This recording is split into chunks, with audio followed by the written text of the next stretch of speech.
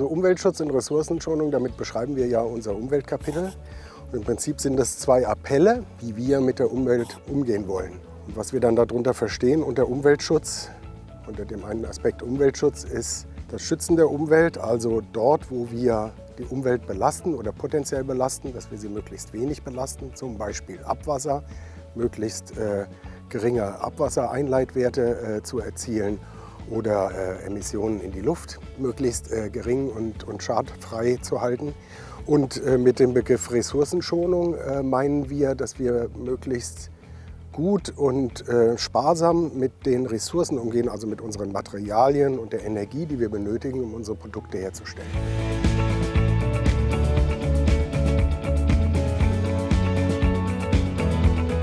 Die Frage ist, ob die Kompensation von CO2 etwas bringt, und die Frage ist mit Ja zu beantworten.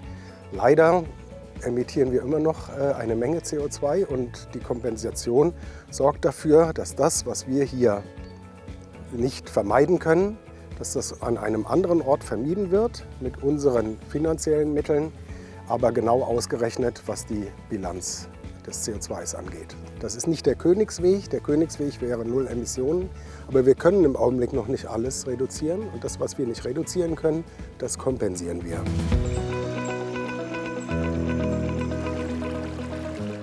Das Klimaprojekt, das wir im Moment dort finanzieren, ist der Kasigau Wildlife Corridor. Das ist ein Walderhaltungsprojekt, was unheimlich facettenreich ist, und man kann genau ausrechnen, wie viel die Walderhaltung an CO2 kompensieren kann. Und wir bilanzieren das dann so, dass das, was wir emittieren, dort gebunden wird und damit die insgesamte Bilanz auf 0 ist.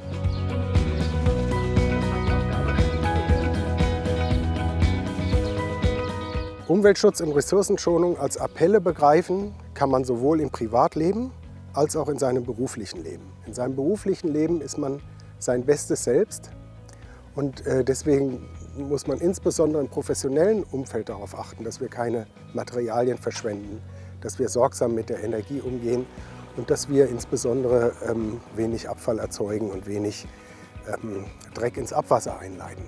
Im privaten Umfeld kann man das auch. Auch da kann man darauf achten, dass man möglichst wenig Abfall erzeugt, möglichst wenig Energie verbraucht. Halt eben das, was man braucht und nicht verschwendet. Und wenn man sich darüber hinaus engagieren will, gibt es auch Projekte, die wir hier zum Beispiel auch in der Firma anbieten. Als Beispiele möchte ich nennen die Imkerausbildung, um unsere Bienen zu versorgen. Wir haben einen Naturpfad angelegt.